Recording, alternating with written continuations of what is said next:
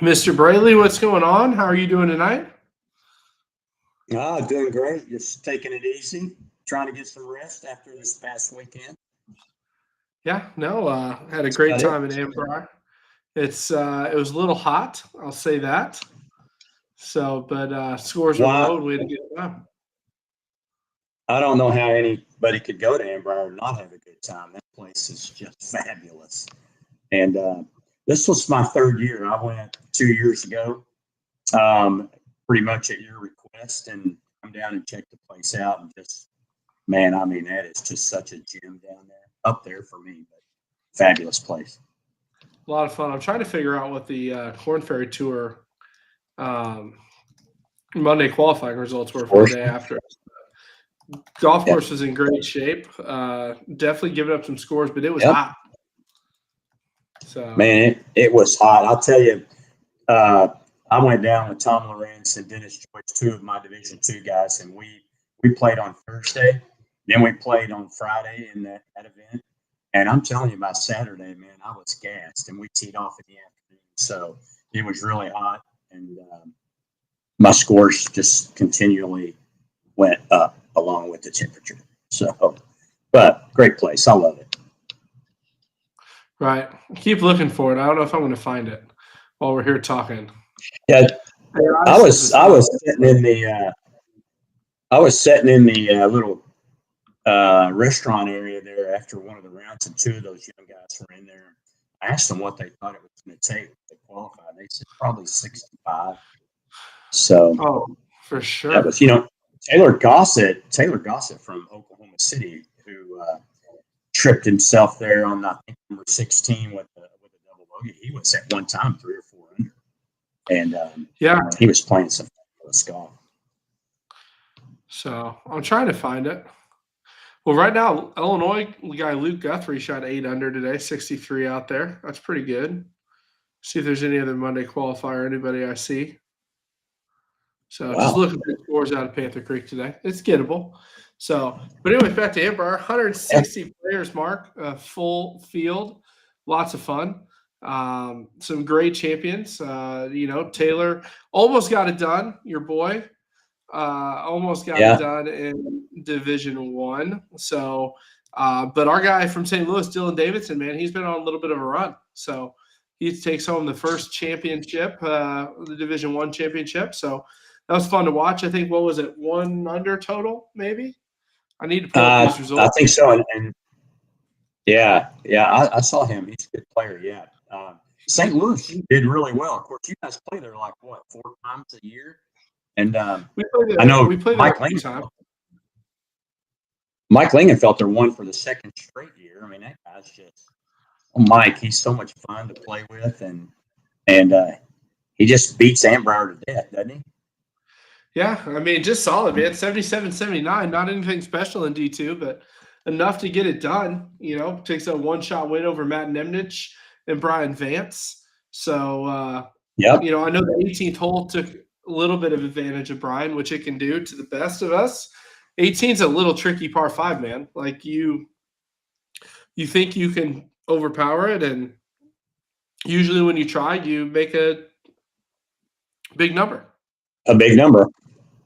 Yeah, and I hated it for Brian. I played with Brian on Saturday, and I've seen Brian around at a lot of the tournaments, the nationals, and some places, and didn't really haven't spent much time talking to him. But we played on Saturday, and coincidentally, he's from up there in Iowa. He's in Eddyville, Iowa, and he and I played a lot of the same courses. And I'm always up in Iowa in August for an event for my work, and play a lot of golf during the week. And hopefully, he and I have the opportunity to hook up. He's a super nice guy. Hated to see him lose like that, but he couldn't have lost to a better guy. Mike Lingenfeld is just such a good guy, and enjoy being around him. Right. No, absolutely. And Division Three, I gotta say, 4 of the top 5 were St. Louis guys, but the Kentucky guy pulled it out, Gary Barrow, in a playoff. That was fun to watch. 81-80, two solid rounds of golf from him to get it done. So it got it done in a playoff. Yeah. And second playoff. Yeah, Division Three, pretty good. We had going back to Division 2 real quick. I had man, Dennis Jewish, who's right there for a long time, and kind of picked himself up on the very end. That's easy to do on 18, as you so noted. But Dennis ended up, I think, sixth. We're really proud of him. And then in Division 3 here, Michael Foster was right there for the longest time. The first day, and kind of hung around and finished up there in the top 10 as well, I believe. So good showing for our close guys in the first two divisions. No, absolutely. Some really good golf in Division 3. It's fun to watch. Huge field, by the way. 55 guys teed it up in Division 3. Yeah, that's Division 3's a really crazy division. I mean, those guys can play some golf. If you look at their scores, I mean, Gary was 17 over, tied with another gentleman out of Missouri there at 17 over. That's pretty good golf for 2 days at Ambrier. Right. No, absolutely. Tony's been playing good. He's been knocking on the door. It's been fun. Division 4, Dave Drucker got it done. First major win. Little 82 on Sunday. Pretty solid. Yeah, I was pumped, man. He's been playing to earn a major championship for a while. And it was fun to watch the emotional reaction as he came in and got it done. There's nothing like needing to shoot a couple scores, the back nine, at a big tournament and getting it done, and the amount of pride you have for yourself in D4. Dave Drucker from St. Louis, super proud of him. Gets a 2-shot win over Eric Willingham, who's been playing some great golf as well. I was really glad to see Dave win. Being from the logo on his shirt, he hasn't had a lot to scream about lately with that Cleveland Browns shirt, but at least he got it done in Division 4, and that was good to see. Yeah, I can't believe you brought up the brown shirt. That was a little mean.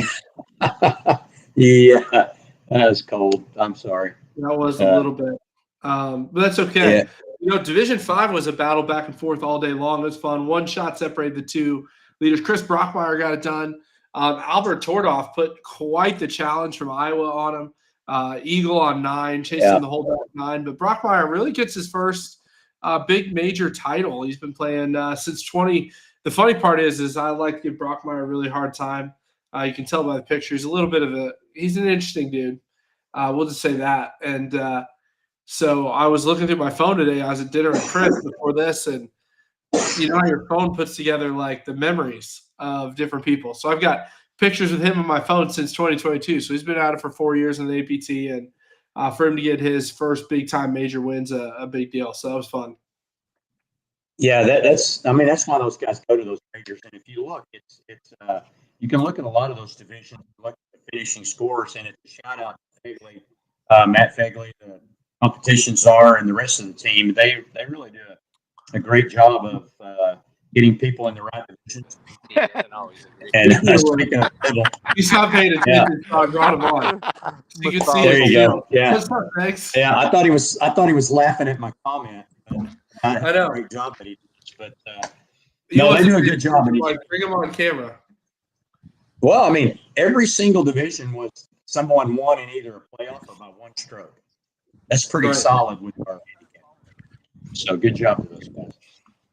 No, 100%. I completely agree with that. I mean, you look at the top. I mean, the top 20 in a 2-day event, all within 10 shots in D3.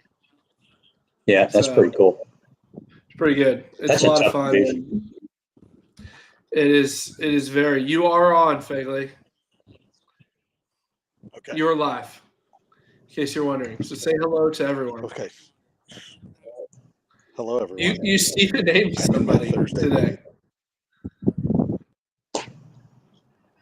Sorry, I'm having to be quiet. We're on the 18th hole of our 12-man league.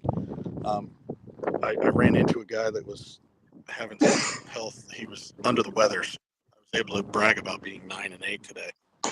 And then my partner, we won our team match, but he's in a squared up match. So anyhow. But I heard all the fun stuff you guys talking about Ambrier, man. That was good stuff. Yeah. Congrats to all the winners. Yeah, no, absolutely.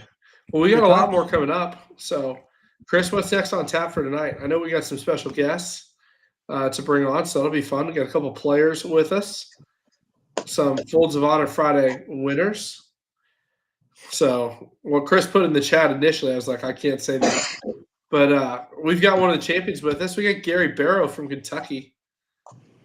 Fagley, you're from Kentucky.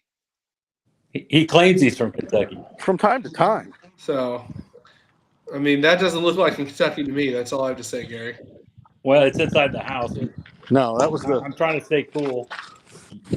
I hear you. We got to figure out why your camera's like this. Yeah, I don't either. It wasn't when we started. It wasn't when we started.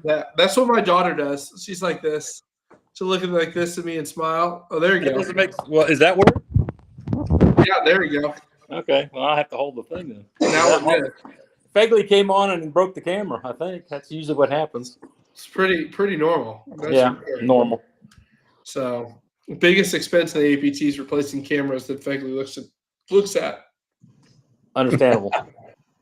So how's it feel to be a multiple major champion in a single season? I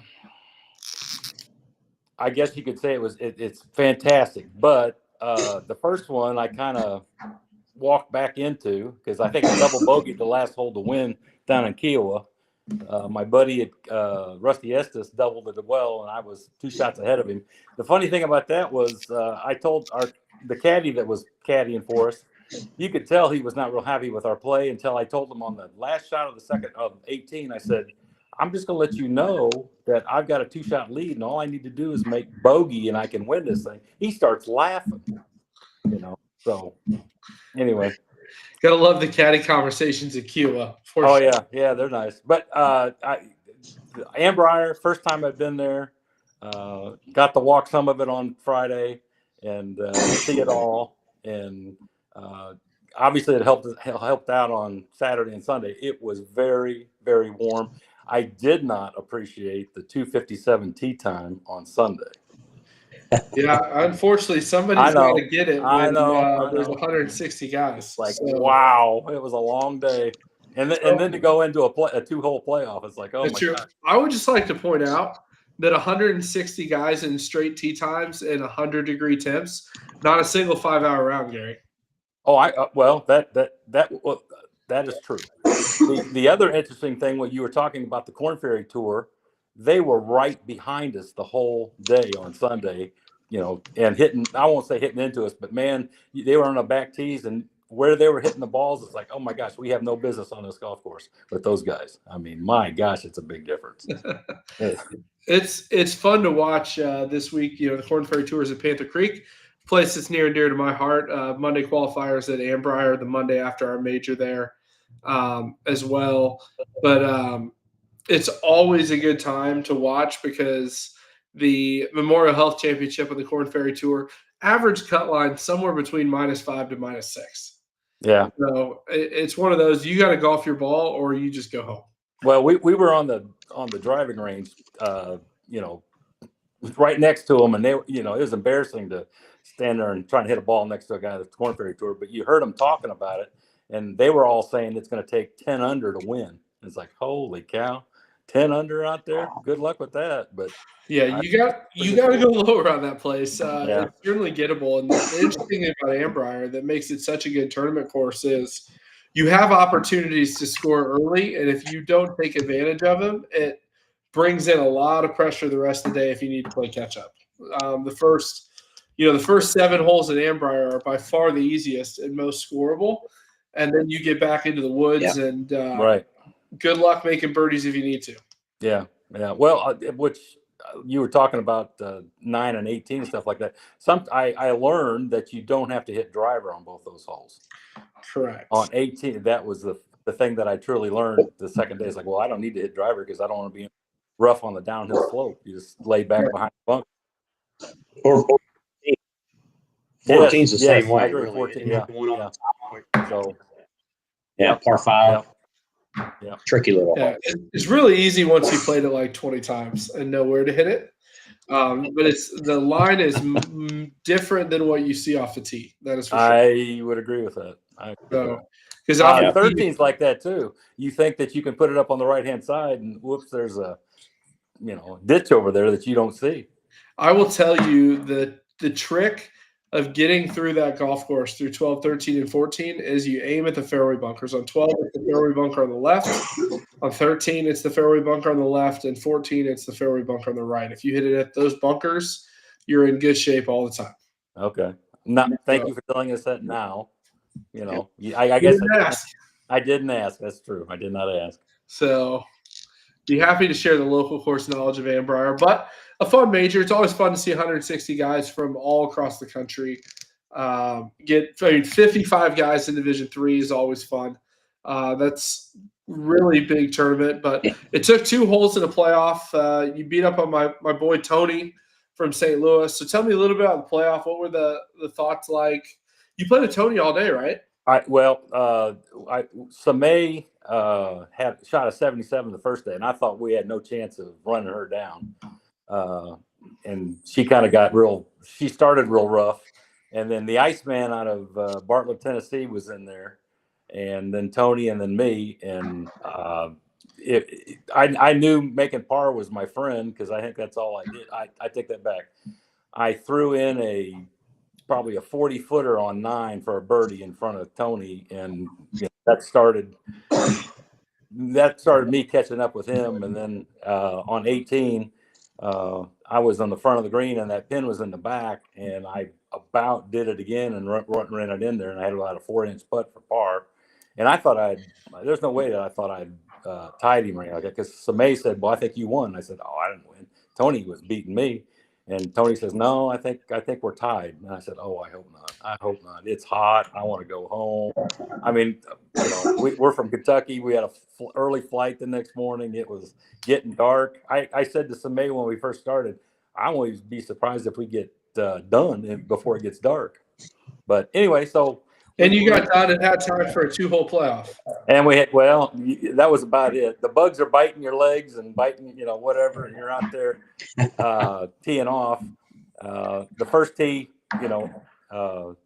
we both hit pretty good drives, and that pin was up on the top right corner, and it's kind of a dirty pin, we thought. But I said, well, I might as well just go at it, and I put it, I don't know, about 6 feet behind the cup, and Tony put it about 4 feet behind the cup. We both missed the birdie putts and made the pars, and went on to number 2. And I guess I will acknowledge, being the old man over 60, I got the tee break there. Okay, I did get a tee break, and I put mine. Actually, I put mine in the bunker. He put his in the tall grass not the tall grass, but in the rough on the right. I got out of the bunker in the front, almost to the front of the green. I chipped.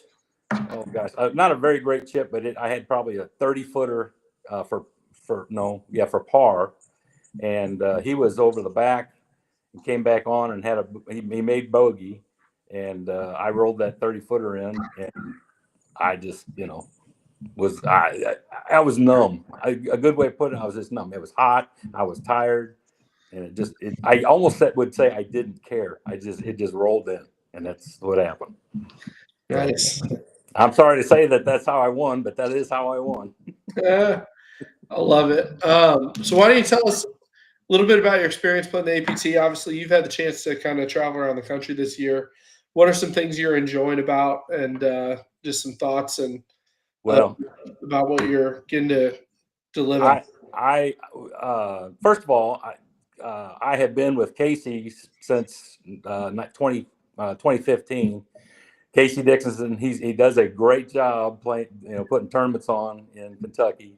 I would encourage anybody that wants to come up here. He does run a very good tournament. He has great courses. Will you pan your camera to the right and the left so I can see that he's not in the room? Okay, yeah. I think he's in Virginia. He paid me for that advertisement. No, there you go. No, but Casey and I have been pretty good friends for a long time. So my wife and I, Susan plays in D5. She played D5 at Ann Briar. Some of her courses are not suited for her. Ann Briar is one of those.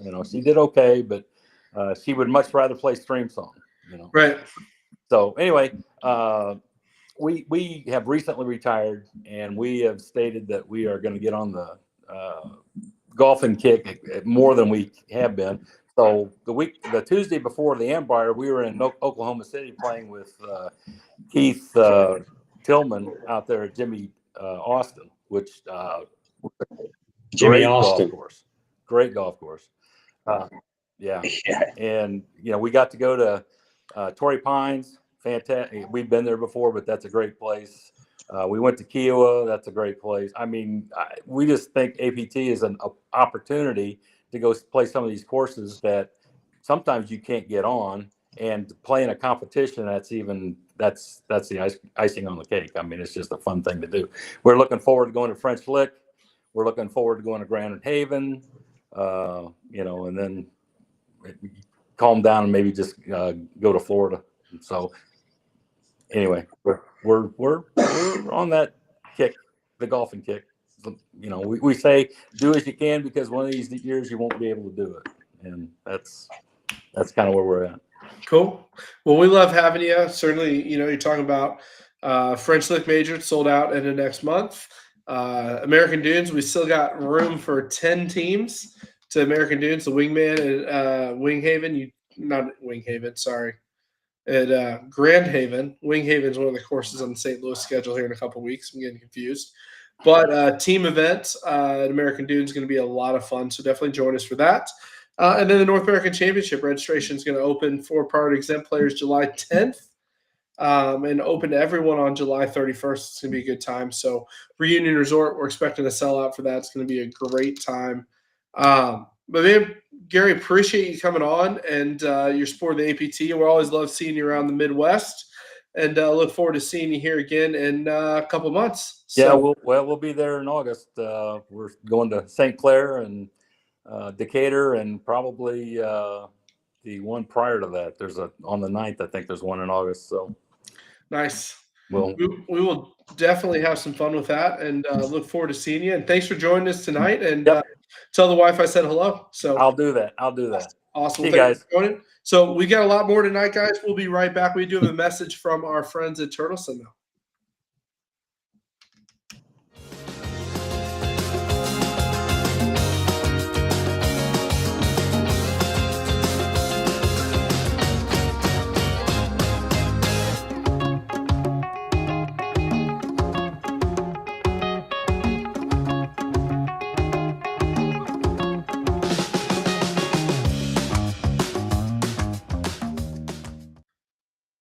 Cool. So, well, welcome back. Gotta tell you, love Turtleson, the partnership we've had with them since day one. If you haven't got one of their new shirts this year with the new collars they put in, they are stinking awesome. There. So, I think Fagley's frozen, Mark. It may be the Mad Mark show tonight. Yeah, that's all right. There he is. You never know about that. He's not paying attention. He's just playing golf. So we can start telling stories about him. Oh, where is he? He's in California. Is he on right That's why it's still daylight. Oh, heck yeah. Is it that time? He's just cruising, man. He's just cruising. Doesn't matter. So, but we got more guests here. I thought that was pretty cool listening to Gary. I mean, that's kind of what every person our age, I don't know how old Gary is, but obviously old enough to retire. And same thing with me. I mean, I'd love to do that and go play all these great places that we have on our schedule at APT. And it just keeps getting better year in and year out. So looking forward to that. We're excited to announce a few new ones for next year. We've been working. So yeah. Well, I wasn't trying to lead you into anything, but happens. Jody's not on here to defend it. So if you want to know what next year's schedule is going to be, first you got to come to the North American Championship. There it is. That's where we'll release it. So we'll do it that night. It's going to be fun, a good time down at Reunion. But we got our good friend Nick Krause from Iowa here tonight. He is the first multiple winner of the Folds of Honor Friday 4-ball. He's got more American flag trophies than anybody else in the They're great too, except for getting them home. I just think you got to learn where to ship them, because what you got quoted is not what it costs. Now, I think they maybe had some problems up between the years when they're quoting those prices. It happens. I mean, shipping has gotten more expensive, but it's not nearly that bad. But we No, got it back no. for you from Phoenix.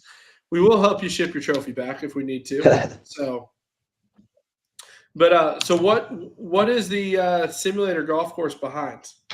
This is actually what I would call the hole at the course we're playing this weekend in Boone, and their signature hole. It's a big downhill par 3, probably about probably close to 70 feet of drop at least. Nice. And So what golf yeah. course? Oh gosh, now you got me. I'm gonna blank now, but yeah, it's Did you Honey Creek at Boone. Okay, nice.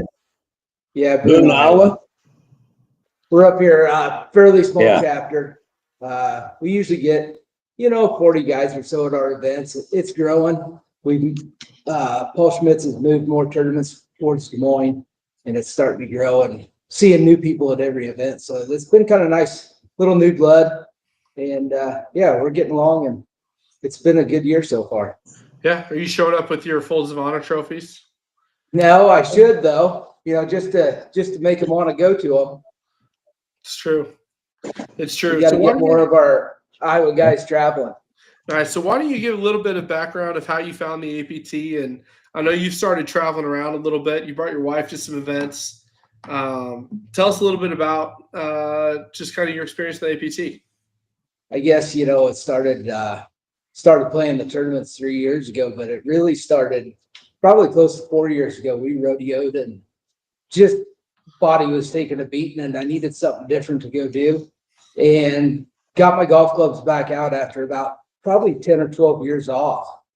And, played some rounds, local, and dipped my toes in the water, I guess. And we had fun. I wanted to travel though. I mean, that's what I've been doing the last 10 or 15 years, rodeo. And, we're on the road going here and there. And so I got on the internet and I was Googling golf tournaments and associations, and bam, APT popped up right at the top of the list. And, downloaded the app and, started searching the tournaments and looking where you guys played and the local stuff and courses that I'd never been on. And so I just started entering. Couldn't get anybody to go with me. And I just decided to dive in head first, I guess, and I think I played every local event that year. And that was 3 years ago. And started traveling the year after. So it's been quite a trip. No, absolutely. Well, so one of the things Jody and I talk about on the live all the time is that Iowa may have the best schedule in the country from golf course perspective. And so why don't you share a couple of your favorite local tracks that people may or may not know about? This Honey Creek course we're playing this weekend is as solid as they come. We go down to Boss Landing here in a month. And I mean, I'll put that up against Anbrier for being as tough any day of the week. Yeah, incredibly tough course. Tight fairways. I'll tell you, they've actually cleaned it up. It used to be. Oh yeah, I've heard. And now they 25-yard fairways. Yeah, and they have.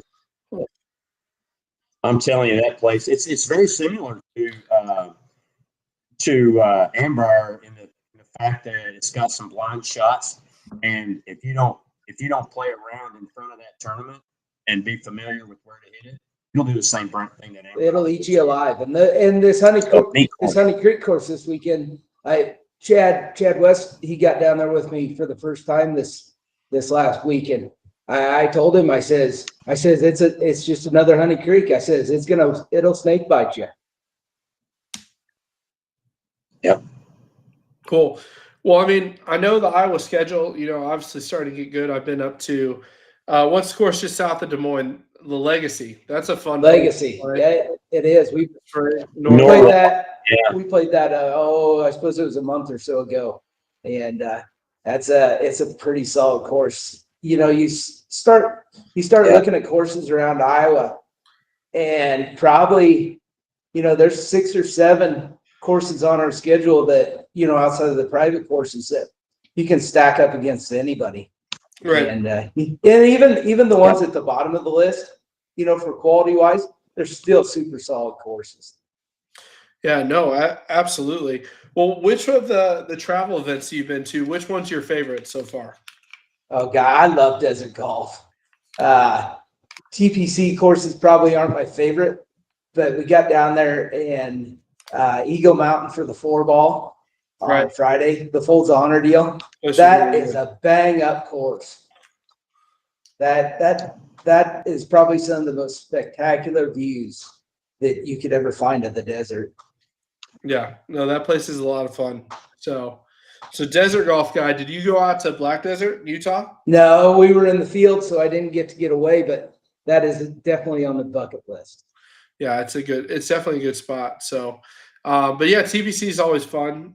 Champions Course, a little bit more scenic than the stadium. Yes. But yeah, dude, Eagle Mountain from a desert golf perspective, I mean, it's hard to beat it. So, certainly looking forward to having you around. Are you playing any majors the rest of the year? Yeah, we're coming out to French Lick. I haven't been out there yet. I'm really looking forward to that. I've heard all the guys talking about it the last couple of years, and Brian Vance and Bob Witt and Paul Schmitz and all them guys. That's the one that's probably the one they talk about the most. That's gonna be a good trip. That's surprising to me because I still remember Brian, his face after he played Bandon for the first time with us in 21. He was like, "Are you kidding me? This place." Yeah. That's good to hear. I've not been to French Lick, so this will be my first time next month. Collins being born kind of put a little bit of a hiccup. Little curveball in there. Yeah, I was supposed to be there. That was going to be my last kind of event before the baby was born, and she beat French Lick by 3 days, so I stayed home. That's a pretty good curveball. It's a good curveball. She's standing up on her own now. So really? She'll be running pretty quick. We're on the first step watch. It's a little scary, but I'm not sure I'm going to handle that. Yeah, you're going to have to get your running shoes out.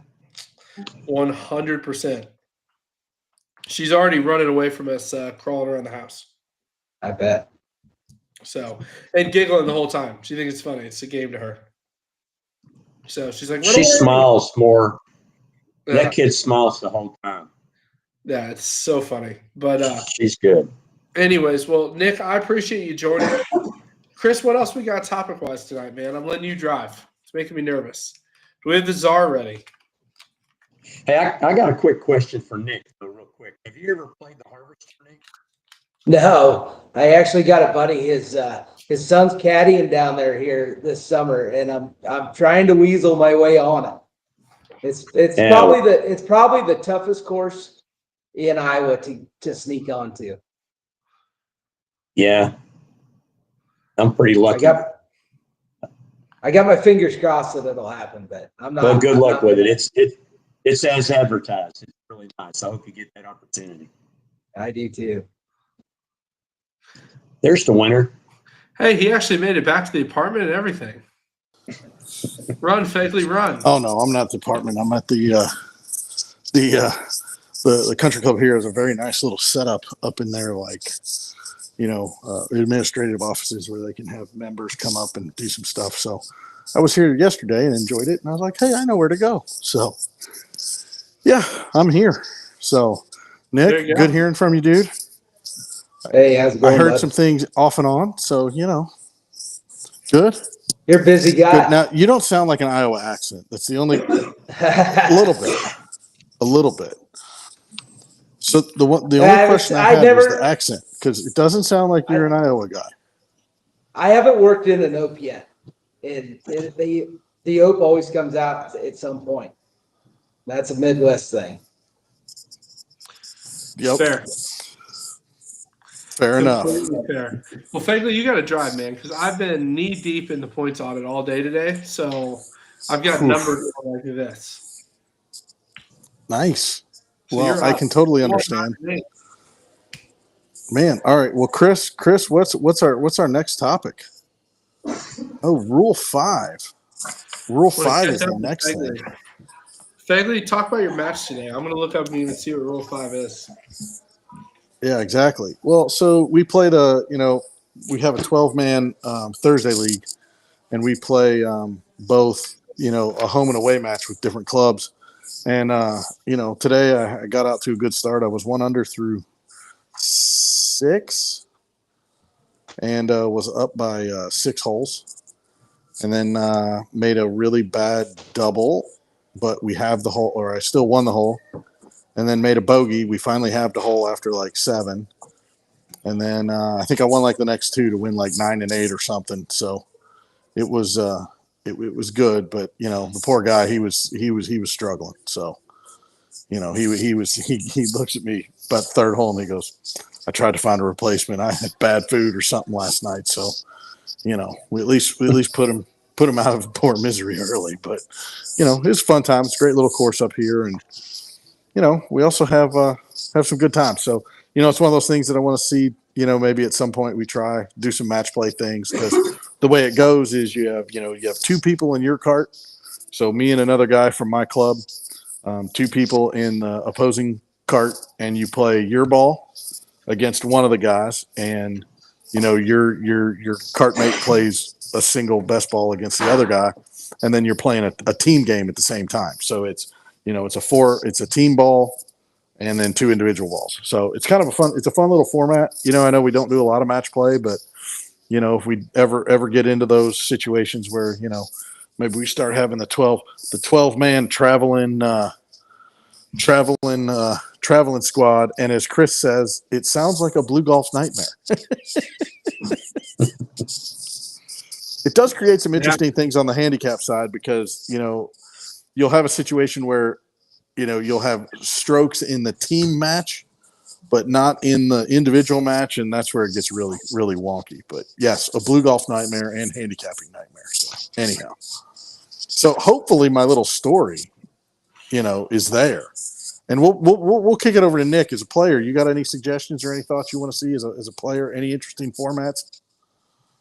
I think the more diverse you are, the better it is. Anytime you can mix it up and throw a 4-ball in, or a Ryder Cup type event.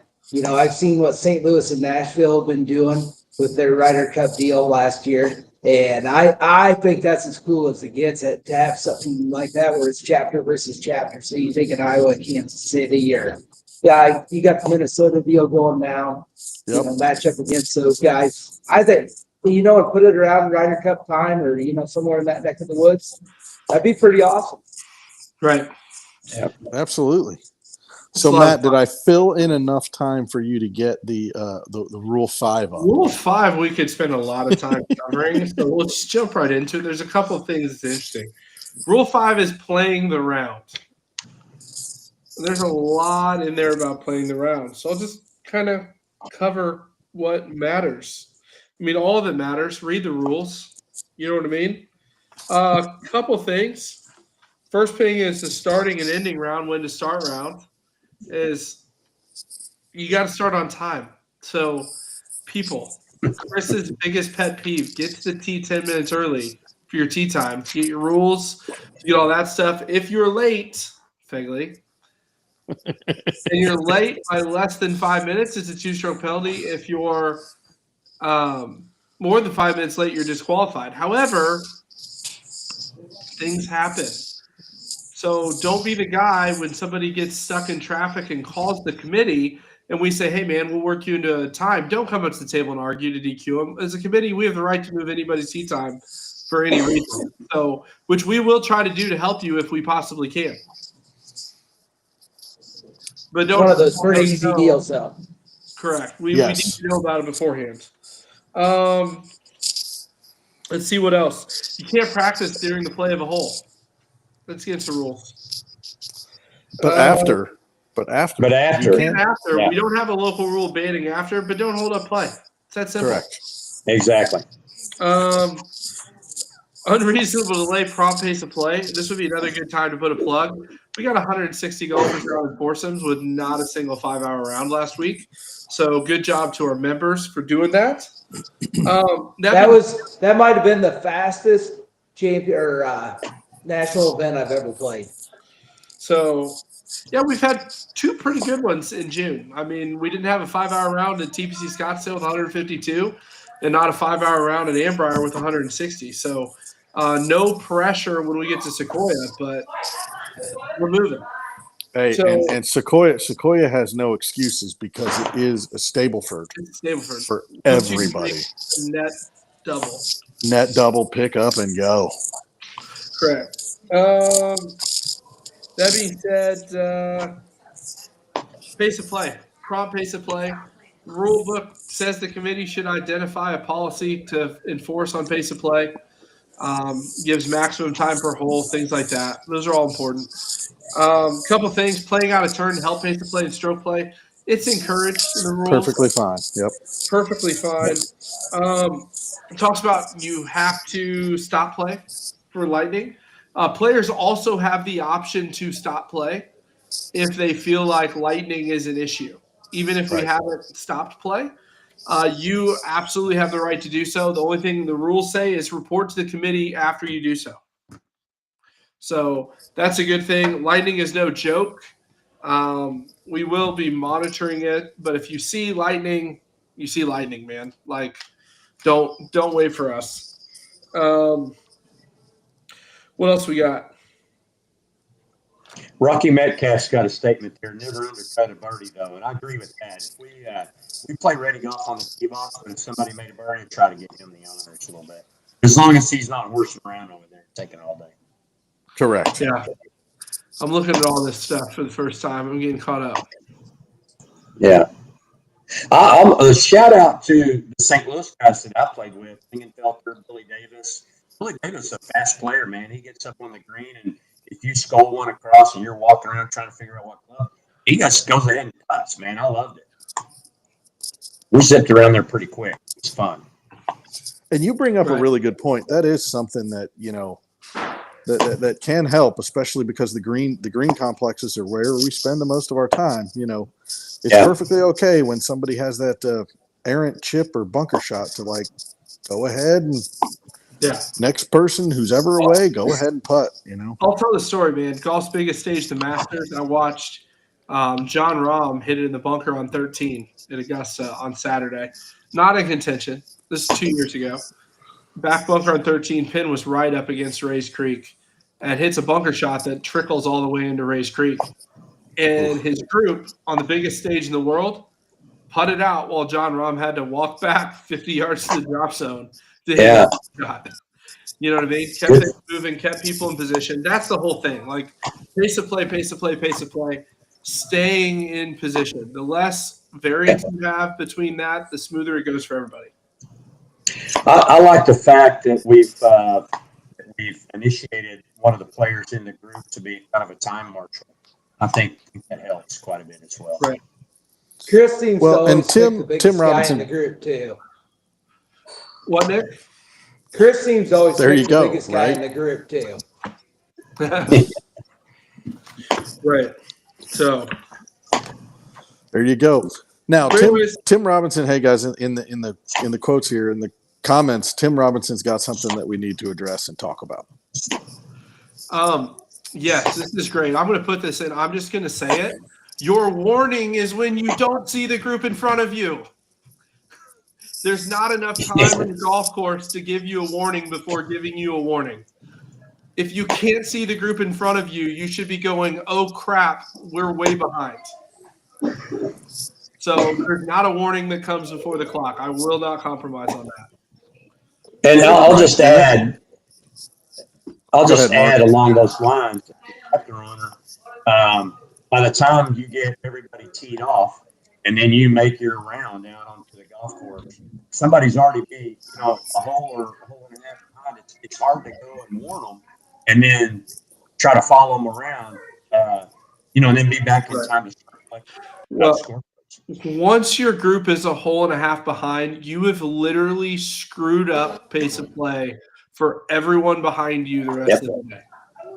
It's too late. We're literally just trying to triage the bad of the bad situation when a group gets a hole and a half behind. So, it's one of those things on tour. And if you watch this, Aldo Rucci's going to make fun of me in the chat because I say this, but when I played mini tours, you can't afford to get a hole and a half behind. That's why it's so important to play ready golf to stay in position. When you're looking for golf balls instead of the whole group looking for golf balls, like I just noticed some things with the Corn Ferry Tour guys, right? That brought me back to some of those days. The first is if somebody's looking for a golf ball, everyone else in the group's going to hit their shot and then spend the last minute and a half looking for the golf ball. It's not the whole group goes over and looks.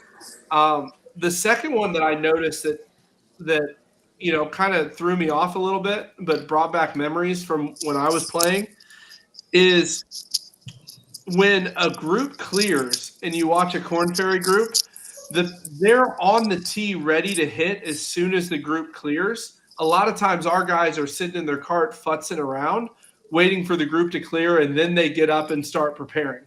And like you don't think about it, but like that's a minute to 2 minutes per hole it happens. That's 30 minutes on pace to play. So yeah, just Ambrier's a good example. Ambrier, you could lose your ball. You could hit the ball a yard and a half, 2 yards off the fairway and lose your ball, or misplace it. So it might take a minute. But if you hit your ball 10 yards off the fairway, it's in knee-deep grass that you're not going to find. Even if you found it, you wouldn't play it from there. So just if you hit it in that stuff, move on. Figure out where it crosses the line, you move on. Well, pace of play, like I had a and I don't mean to pick on Tim because he brought the comment, but this is a standard across the board, and I'm just going to say it with the whole like, why don't you give me a warning before you give me a warning? Like, we shouldn't have to police it. Like, the point is when you're playing golf and you tee off 9 minutes or 10 minutes, however long behind, there should always be someone within your eyesight, period. If you're not in that position, like we have to get the culture of our tour to go, I am slowing down rounds for everyone behind me the rest of the day because I'm 15 to 18 minutes out of position and I teed off 9 minutes behind the group in front of me, which means that if they play in 4:30, I'm going to play in 4:36 to 4:41. And you get 8 groups that do that over 30, and now you have a major problem. Like, it's so important to keep position with the group in front of you, which means I had somebody text me the other day that was mad that we put him on the clock. He goes, "Oh, I've been waiting on this group now for 2 minutes." Well, congratulations. Welcome to tournament golf. You're where you need to be. Where you're supposed to be for the first time in 17 holes. So congratulations. And here, and I know my computer got a little, or my phone got a little wonky there when Mark was talking, but I just wanted to follow up with, going on the clock. It's not some kind of thing where you have to all of a sudden change everything that you're doing, right? Oh my gosh! Like, talk about this for a minute. Yeah, I mean that's why I wanted to bring it up. Is folks just? It's not your pre-shot routines. That's not what gets you in trouble, right? I mean, yes, I'm sure it's everything else. So, when guys are like, "Oh, I'm rushed now. I'm rushed. You're rushing me. You're rushing me." I don't, and we all say it. Like anybody that's ever been a person that goes up and puts somebody on the clock, it's like, gentlemen, I am not here to rush you. I am here to get you back in position. So I can rake bunkers. I can help you find golf balls. Right. Like you just have to quit. You don't have to quit with your pre-shot routine and getting your yardage correct and all that other stuff. You just gotta be mindful of all the other BS. You get put on the clock. It's not the time to go and see the cart girl or do all that sort of stuff. Correct. Well, we put a group on the clock late Sunday afternoon at Ambrier. Mm-hmm. And I went out there because we're trying to fight. Like, we're to the point I'm like, hey, we're going to get 160 people around Ambrier, whose average pace of play on a weekend is probably 5 hours and 10 minutes. You know what I mean? It's a hard golf course to get around. It's got tough hills to walk. It's hot. You lose golf balls out there. Like, it's not the quickest golf course that we play by any stretch of the imagination. They weren't super far behind, but we got out there because I'm like, we're going to get this thing done. And I get out there and I'm like, hey guys, we need to get you back in position. And they're literally sprinting between shots. And I'm like, guys, you're not that far out of position. Like, when we put you on the clock is the warning. Like, that's not us being a jerk. We're not telling you to sprint. What we're saying is, hey, you've yet to acknowledge that you're behind to a point that we have to come out and say something to you because it's becoming a problem for everyone else. And so the whole goal is to be self-aware that you're behind. Yes. And getting back in isn't rushing. I mean, you can do it that way, but don't blame us because that's not what we're asking you to do. We're just asking you to play ready golf to get back into position over the next couple of holes. Because when you run and sprint, you really don't solve the problem. All you do is you create the problem. The group behind you is now way behind. So, Well, and also you haven't really addressed the things that, you know, we never expect players to run and sprint to their golf ball to run. So right. you're not changing the behaviors all, that our have audience got is you a in the little bit situation. older. Like y'all don't need to be doing that in 100 degrees. Exactly. Yeah. You know what So I'm saying? Nick, have you ever had any interesting pace of play scenarios or things like that? I'll tell you what, my philosophy is if you don't know who the slow guy in your group is, you are him. And I try to always know who the slow guy is and who's got the long setup and routine so that I know I'm not the guy. But I got no problem. I'm probably one of the most outspoken players about if you're moving slow, I'm gonna tell you. Happens. So my favorite thing to do is And it's never and look.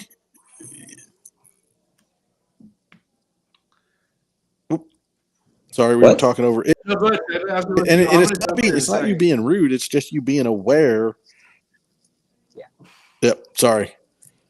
Go ahead. No, if you're worried about being on the clock, here's a couple of facts that you should know. Number one, it's just as uncomfortable for us to put you on the clock as it is for you to be on the clock. I don't like to do it. In fact, it's the least favorite part of my job. By far, if there's anything I don't want to do, it's go monitor pace of play around a golf tournament.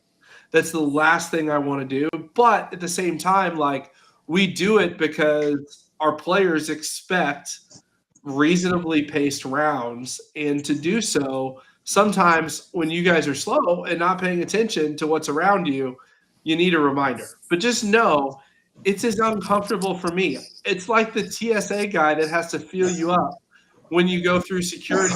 They don't want to do that. There's not a TSA agent in the world that wants to just sit in front of everybody and give you a pat down. It's just uncomfortable. So we got to get through it and we got to get back in. Like, that's what it is. Second of all, like when emails have to get sent about pace of play, I get nominated to write them, which is always also uncomfortable.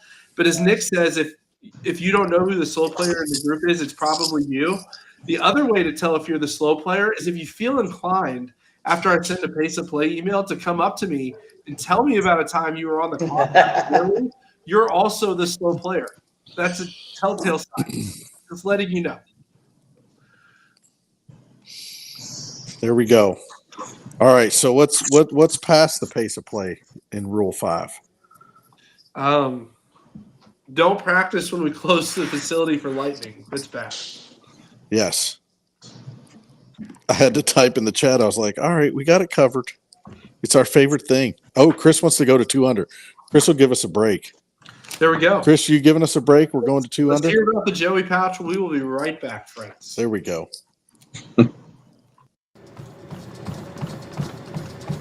2 under. Quality fabrics. No roll waistband.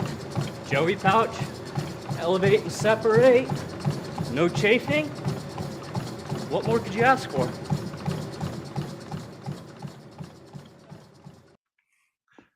All I have to say is my 2 under performed fantastically at Amber this last weekend because it was hot. There you go. I'm just saying, like, there you go. There's a competitive advantage to be had there, and every APT member should take care of that. That's your message for July on the golf course. Yeah. If you don't know what I'm talking about, you need to buy a pair. Tell I love you heard on the live; she'll give you a discount. I love the Turtleson shirts; they're awesome, and so are these 2 under shirts, like I've got on tonight. But yeah, definitely the 2 under shorts are the bomb. Oh, they're so good. Definitely a huge advantage. But Yep. anyways, we got to talk about the wingman. Are you coming to the wingman? Technically? Absolutely. Yeah. I'm still working on dates. I have a planning meeting with the missus, so I will know shortly if I'm There in you or go. not. There you go. Well, Jeremy Key and I are coming to take names, so Ooh. you can bring it. Oh, We'll have some fun around that place. Scramble on day 1, 4-ball on day 2. If you've not played American Dunes, Scramble Day will be good for day 1. That's awesome. That'll be fun. This is hard. that's what weekend is that? The 15th, 16th, 17th? It's 16, 17. Yep. Yeah, It's open 16, 11 17, a.m. both days, so a little bit later of a start. We're going to do dinner on, and by dinner, it's kind of an outdoor patio barbecue kind of thing. A little check presentation for Folds of Honor, do some fun things around that on the back patio of American Dudes on Saturday night. That's included, by the way, in the entry fee. Swag is presenting. For some of you, I showed the proof of what's coming. Oh yeah, that's right. Yeah, that's as cool. part of the T gift, not the only T gift, but pretty cool collectible swag head cover honoring American Dudes, our partnership with Folds of Honor. I'm really excited about that. And yeah, it's going to be a good time. Absolutely. How full are we? We Got getting there? 10 spot for 10 teams. 10 teams 10 more remaining. Okay. Now, is American Dunes a resort? No, it's a golf course, but Grand Haven has. We've actually are working on a deal with a Holiday Inn that's in Grand Haven that's close to get some special deals. But there's a gazillion places to stay. Grand Haven's right on Lake Michigan. It's a beautiful piece of the country to spend some time in August. It's a little bit of relief from the heat. It'll be absolutely gorgeous up there. Can't be in Grand Haven at a better time. That's what I was going to say. I was like, if there's a better time to be in Michigan, I don't know when it is, because all of us in the South and even in the West and everywhere are going to be, tired of hot temperatures, and a nice day in Michigan. Yeah. A nice weekend in Michigan will be nice. It can be warm, but it will not be as warm as wherever you came from. I will tell you, American Dudes is fun too, because Jack Nicklaus, donated his fee to redesign it. It's the home course of Folds of Honor. They did their first fundraiser ever there, and then bought the property when it was going to go under. Jack Nicklaus redesigned it. It's really unique because it's got Jack's fingers all over it, but it's on top of an existing layout, which is kind of unique for what he normally does. And I will tell you, some of the most difficult greens to putt I've ever played on. Wow. You've never been, Fegs. I know. I'm looking forward to, It's so good. You're going to get to hold on 1, 2's a great hole, 3's a great hole, 4. 4's this little downhill par 3. You're going to be, it's 150 yards. You're going to be like, where's the green? All right. Fair enough. So good. So good. And if you miss the green, you're like, the second shot, you'll be like, where's the green? I did have an epic 4-putt today, but anyhow, that was thinking me about putting and tough greens. Yeah. Anyhow. All I can say about American Dudes is I read more putts the wrong direction than anywhere else in the country. So don't believe your eyes. Got it. I'm like playing 3 feet of break, and it goes the opposite way, like a foot. And I'm like, okay. Oh man, gotta love it. Gotta love it. Well, I will say this: if we ever have a team event at Stream Song, I'm gonna tell Gary Barrow that I'm gonna, Susan is ask going nicely. Yeah, Susan will be the highest bidded player in the history of like any 4-ball competition. The queen of Stream Song. For a $2,000 donation, you can have Susan Barrow as your partner in Stream Song. Guaranteed to shoot 79 at least one round. Exactly. It's like Susan is a D5. We laughed about it. She's D5 everywhere, but she's a tough get at Stream Song. Anyhow, I just wanted to get that in, even though I missed Gary earlier. So anyhow, it's all good. Yeah, Oh, no, man. absolutely. All right. Absolutely. Well, we got a couple minutes for So- questions, and we'll tune out. Go ahead, Pegs. You're up. Yeah, Keep we got Sequoia. We got Sequoia coming up in July. What, in 2 weeks? That one's filled, right? Like 144. 144. Nice. And is the 4-ball on Friday full on that one? I believe it's full at 72. Okay, nice. Those of you going, have a wonderful time. I'm sad I can't go, but it's the wife's upcoming birthday after that weekend, so I got to be elsewhere. And then we have, oh my goodness, French Lick. Okay, and then the American Dunes. All right, cool. Yeah, and then we're well into national. Oh boy, North American Championship stuff. All right, cool. I just had to get that all out and make sure that we had to remind everybody, about what we got going on besides all the great events everywhere in the country. So. Yeah. Another important event, important dates to remember, senior tees, those of you that are eligible, upcoming in about 3 weeks, July 9th, 8th or 9th, whatever that Wednesday is. We need to make sure that we move you up by then if you're eligible. And relegation requests will be over by the end of July.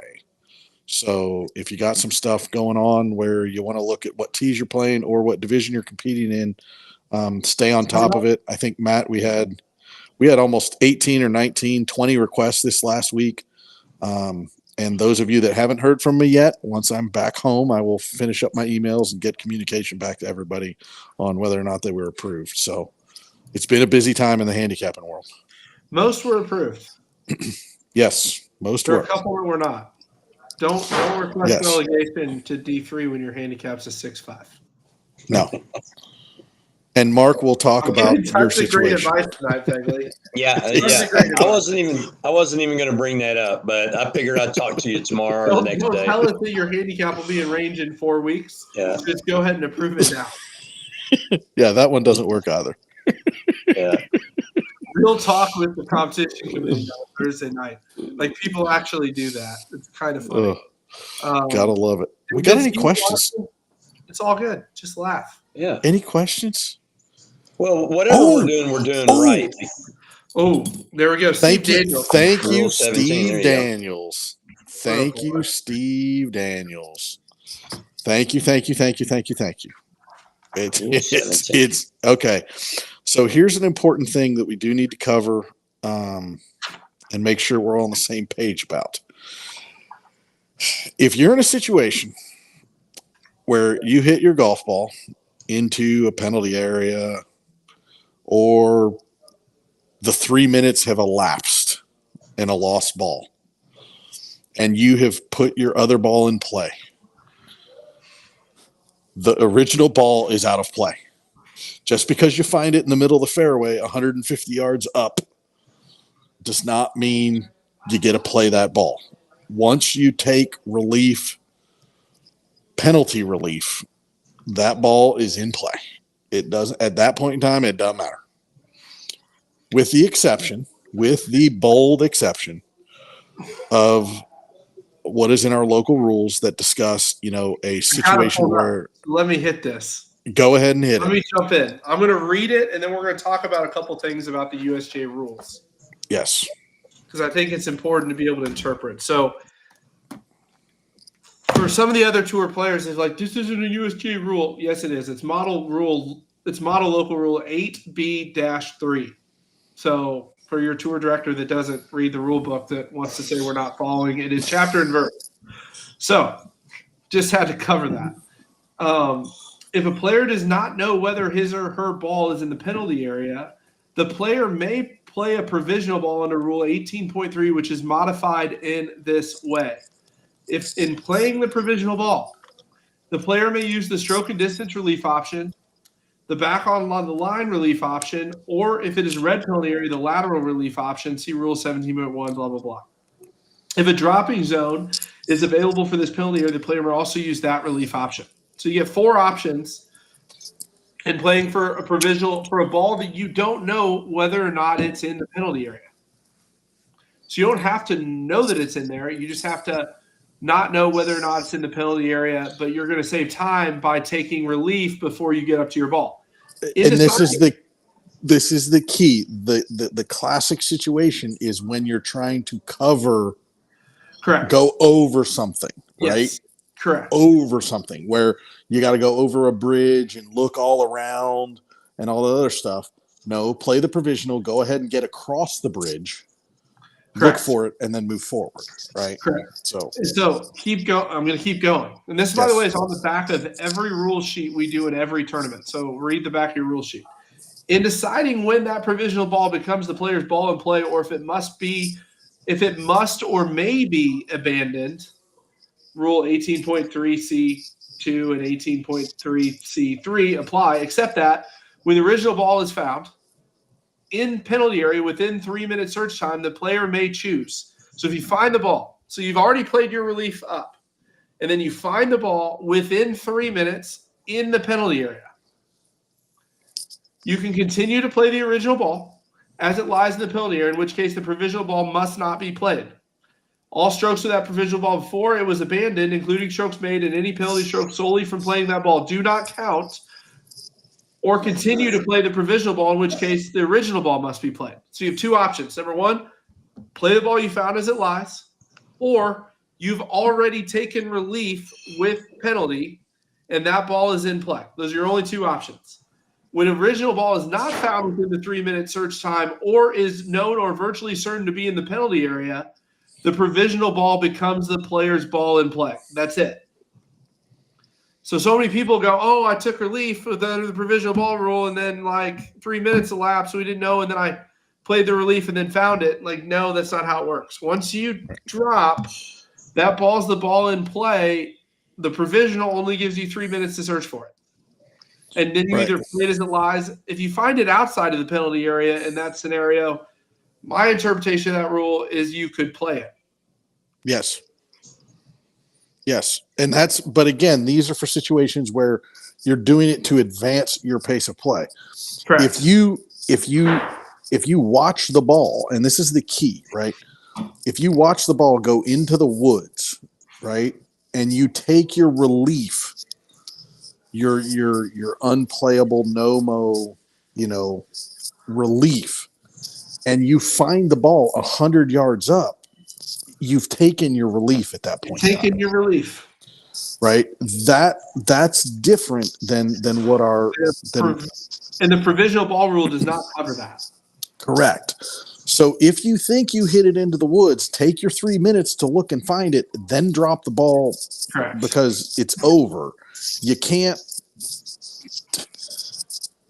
That's the key there, is that once you take that relief, once you hit the ball, you're like, oh, it's in the pond. I saw it go into the pond.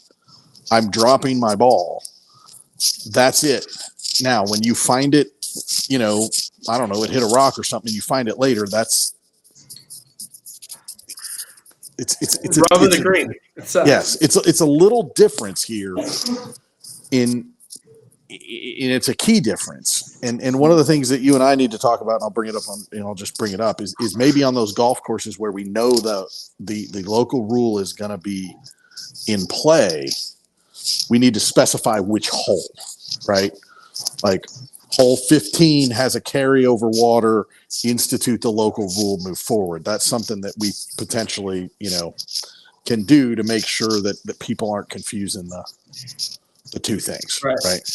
Good question coming in from Mo in Maryland. Yeah. Here's the thing about the rules of golf, guys. They're not meant to be manipulated like y'all try to manipulate them. The point is, at the very beginning, if a player does not know whether his or her ball is in the penalty area, the player may hit a provisional. You can't just call your relief a provisional ball. You're already violating the rule. Yep. So the only time I've seen this rule actually be in a spot where it could be played, I was playing Columbia Country Club a couple years ago. Number 11's a 205-yard par 3 in front of the ladies' tee. There's a bunch of junk that goes in front, and then it goes down the left side. I hit a ball, and it's all marked yellow, that hit on top and went down into the hazard at that point. So my only relief would be to go to the drop area, which was 160 yards from the green. I played a provisional ball because I didn't want to go up and look and then decide I couldn't play it and then have to go back and make my group wait while I went back to the drop zone at 160 yards. So I dropped from 160, hit my 8-iron up to, actually hit it to like 5 feet, if I remember right, hit a pretty good shot. And then I went down in the hazard. I had a decision to make, and I found the ball and then ultimately decided I didn't want to play it from there. So I'd already taken my relief, and I walked up and I hit my putt for 4. It's only to save pace. It's only when you're not sure and you're trying to keep things moving so that you don't stick in a hole for 25 minutes and back up the golf course for the rest of the day. That's all for it. So it's not one of those things that I'm saying, hey, I'm gonna go to the woods and I'm gonna take 2 club lengths from where I'm pretty sure it entered and call it a provisional ball so I can go walk up 50 yards to see if it somehow spread out. That's not how it works. Because that gets into the whole known and virtually certain piece where if you're taking relief because you're like, well, it's in the woods because we all saw it go into the woods. Correct. And once again, back in the rule, going back for Mo, where you play the provisional ball from, you get 4 options, and it's spelled out in the local rule. You can take stroke and distance relief. You can take back on line relief. You can take, if it's a red penalty area, you can take red penalty area relief, although that would be rare. Or if there's a drop zone, you can use the drop zone for relief. Those are your options. But for you to be able to take it, you have to not know, or it needs to be to save time, because you're going to go look and you're not sure if you're going to be able to play it from there. That's it. It's not to hit and then go look for your ball for another 3 minutes and be able to play it. Clear as mud. But that is something where I think we can help clarify by talking about specific holes, right, and specific situations. So, Braley, what's your thought on this? Well, we had a situation similar to that at Embrier where a gentleman, don't want to say any names, but a gentleman was playing in a group and hit his ball.